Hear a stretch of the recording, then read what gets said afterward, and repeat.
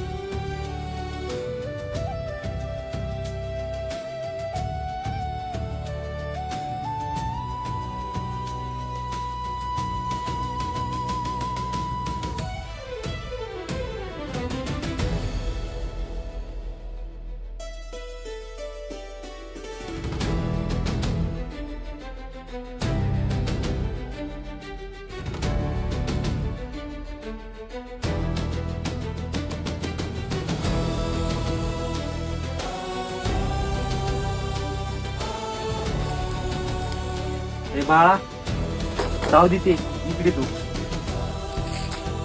हे पैसे घे आणि आईला चांगला गोळ्या औषध घेऊन जाय आणि काहीतरी खायला पण नाही. हा,